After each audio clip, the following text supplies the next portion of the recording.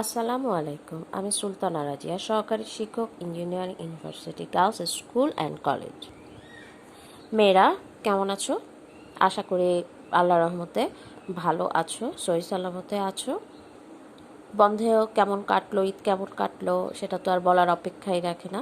তবে আশা করি পরিমাপের অঙ্কগুলো তোমরা বাসায় অনুশীলন করেছো। আজকে আমরা নতুন একটা অধ্যায় শুরু করব মেয়েরা। অধ্যায় 12। অধ্যায় 12 নিশ্চয়ই তোমাদের মনে আছে কি? উপাত্ত সংগ্রহ ও বিন্যস্ত করো। উপাত্ত সংগ্রহ এটার মানে কি? ধরো তুমি একটা বাসায় থাকো, সেটা 7 তলা। তো আমি যদি বলি যে 7 তলা, প্রতিটা ফ্লোরে 2টা করে ফ্ল্যাট, তো তোমাকে আমি বললাম যে এখানে কয়জন মানুষ আছে তুমি গণনা করবে। তুমি গণনা করে নিয়ে আসলে তারপর আমি বললাম তুমি এখানে কয়জন পুরুষ আছে, কয়জন মহিলা আছে, কয়জন বৃদ্ধ আছে, কয়জন বাচ্চা আছে, এগুলা সব তোমাকে আলাদা আলাদা করে দেখাতে হবে। তো তুমি সেরকম সব কিছু আলাদা করে ফেললে, এই যে তুমি কতগুলা সংখ্যা মানে সাজালে, এটাই হচ্ছে উপাত্ত সংগ্রহ। বিন্যস্তকরণ মানে হচ্ছে এই সংগৃহীত উপাত্তগুলোকে সাজানো। আবার যদি ধরো আমি বলি যে আজকে আমাদের করোনা পরিস্থিতিতে সারা বিশ্বে আমরা এখন টিভিতে বা খবরের কাগজে খুললেই দেখতে পাই যে এতজনকে নমুনা সংগ্রহ করা হয়েছে, এতজন শনাক্ত হয়েছে, এতজন মৃত্যুবরণ করেছে, এতজন সুস্থ হয়েছে। এই যে গণনাগুলা করা, এটাই হচ্ছে উপাত্ত সংগ্রহ।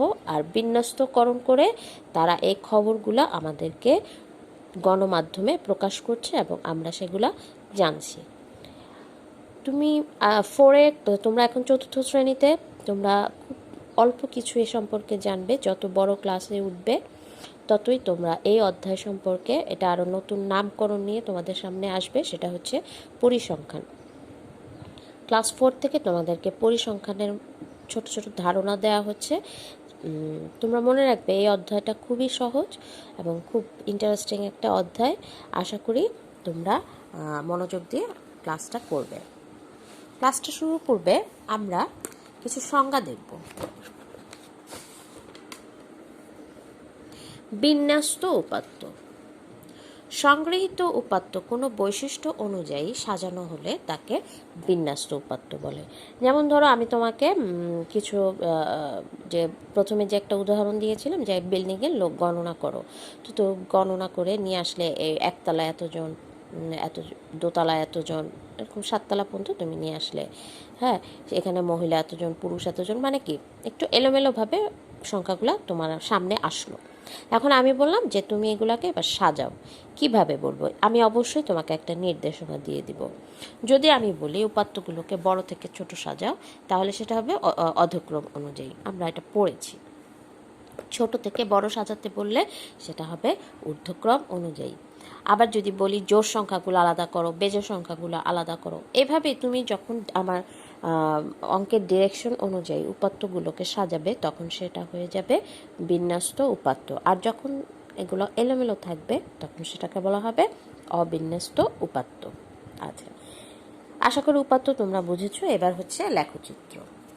চাক্ষুষ প্রদর্শনের জন্য রেখার সাহায্যে আঁকা চিত্র হলো লেখচিত্র। চাক্ষুষ প্রদর্শন মানে হচ্ছে সরাসরি তুমি যেটা তোমার চোখ দিয়ে দেখতে পাচ্ছ, চাক্ষুষ প্রদর্শন। আচ্ছা, তোমাদের বইতে এরকম চাক্ষুষ প্রদর্শনের লেখচিত্র আছে। এই যে দেখো, এই যে লেখচিত্রগুলো আঁকা হচ্ছে, এগুলোকে বলা হচ্ছে লেখচিত্র। আবার এটাকে স্তম্ভচিত্র বলা হচ্ছে। আমরা ধাপে ধাপে স্তম্ভচিত্রগুলো শিখব। তারপরে দেখো ট্যালি। উপাত্তের অঙ্কের ক্ষেত্রে ট্যালি খুব ইম্পর্ট্যান্ট একটা বিষয়। প্রাপ্ত উপাত্তসমূহকে সংখ্যার পরিবর্তে কোনো বিশেষ চিহ্নের মাধ্যমে প্রকাশকে ট্যালি চিহ্ন বলে। আমরা যে উপাত্তগুলো সংগ্রহ করে সারণীতে সাজাবো, সেটা আমরা সরাসরি সংখ্যার মাধ্যমে সাজাতে পারবো না। সেটাকে কিসের মাধ্যমে সাজাতে হবে? ট্যালি চিহ্নের মাধ্যমে। তাহলে চিহ্নটা দেখতে কীরকম দেখো মেয়েরা? চিহ্নটা দেখতে এরকম খাড়া, হ্যাঁ, একটা দাগের মতো। তো আমরা এই চিহ্নটা কিভাবে প্রকাশ করব একটু দেখো।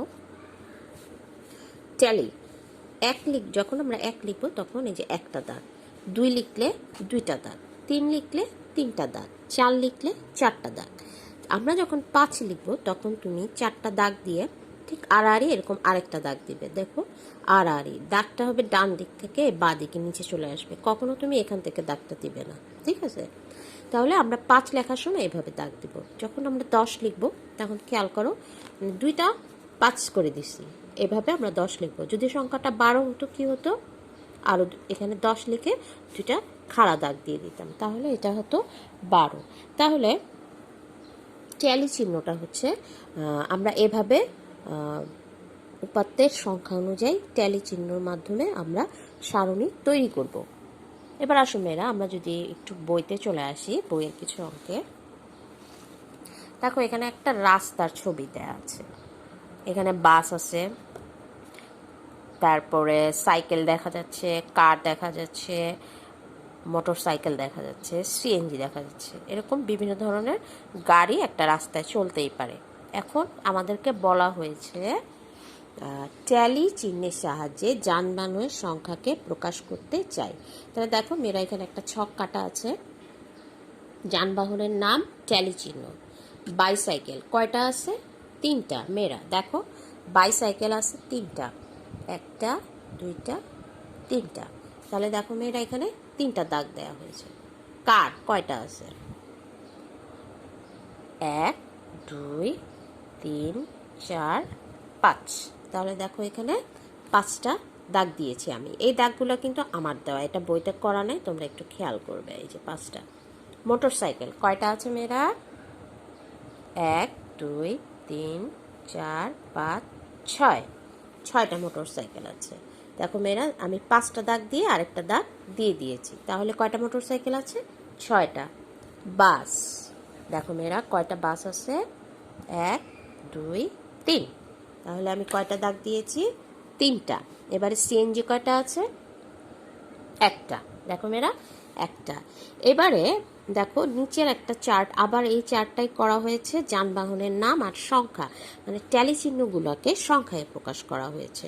আমি খুব সহজেই লম্বা লাঠিগুলো বা ট্যালি চিহ্নগুলো গুনে আমি সংখ্যায় প্রকাশ করে ফেললাম। তারপরে মোট সংখ্যাগুলো আমি যোগ করে দেখলাম 18। আচ্ছা, এবারে আসো চিত্রে। দেখো তো মেয়েরা এখানে 18টা গাড়ি আছে কিনা, তোমরা গুনে দেখতে পারবে এখানে 18টা যানবাহন আছে। অতএব আমার বা তোমার ট্যালি চিহ্নকে সংখ্যায় প্রকাশ করা সঠিক হয়েছে। আচ্ছা, এবারে আসে দেখো নিচে আরেকটা অঙ্ক আছে মেয়েরা। এখানে দেখো একটা ফলের ঝুড়ি দেওয়া আছে, এখানে কি কি ফল আছে? কমলা, কলা, আপেল, পেয়ারা। এখন আমাকে কি করতে হবে? ট্যালি চিহ্নের সাহায্যে কয়টা কমলা আছে তুমি সেটা দিবা। মেয়েরা এখানে কয়টা কমলা আছে? 5টা কমলা আছে আমরা দেখতে পাচ্ছি। তাহলে তুমি কি করবা? 5টা চিহ্ন বসাই দিবা। বসাই। 1 2 3 4 5। কলা কয়টা আছে মেয়েরা? 1 4টা। 1 2 3 4। আপেল কয়টা আছে? 3টা। 1 2 3। 1 2 3। পেয়ারা কয়টা? মনে হচ্ছে 3টা। তাহলে বসিয়ে দিই 1 2 3। এবারে জাস্ট এগুলোকে সংখ্যায় প্রকাশ করে ফেলো। 5 4 3 3। এবার এখানে মোট করে ফেলো। 5 4 9 10 11 12 13 14 15। এরা কয়টা হলো? 15টা। এবার তুমি যদি ঝুড়িতে আসো, মোট কয়টা ফল? 4 5 6 7 8 9 10 11 12 13 14 15। তাহলে এখানেও 15, আমার ঝুড়িতেও ফল আছে 15টা। তাহলে মেয়েরা আমার ট্যালিকে সংখ্যা চিহ্নে প্রকাশ করা নির্ভুল হয়েছে। খুব সোজা না অঙ্কগুলো মেয়েরা? হ্যাঁ, অবশ্যই খুব সোজা তোমাদের অঙ্কগুলা। এবারে আমি যদি এই সম্পর্কিত একটি বাড়ির কাজ, পৃষ্ঠা 142, দেখো পৃষ্ঠা 142-এর 1 নং সারণী আমি বইতে দেখিয়ে দিচ্ছি। দেখো এই যে HW, এখানে একটা ছক কাটা আছে, ট্যালি চিহ্ন দেওয়া আছে। তোমরা জাস্ট ট্যালি চিহ্নগুলোকে গুনে গুনে সংখ্যায় প্রকাশ করে ফেলবে, তারপরে মোট করে ফেলবে। এটাই তোমাদের বাড়ি কাজ। তোমাদেরকে আমি নেক্সট ক্লাসে আর এই অধ্যায়েরই একটা নতুন বিষয় স্তম্ভ চিত্র নিয়ে আলোচনা করে তোমাদেরকে দেখাবো এবং অঙ্কগুলো করে লেখচিত্র এঁকে দেখাবো। এটাও খুব সোজা, আশা করি তোমরা বুঝতে পারবে। তো মেয়েরা, আজকে এ পর্যন্তই। আমার সাথে এতক্ষণ থাকার জন্য ধন্যবাদ। সবাই ভালো থাকো। খোদা হাফিজ।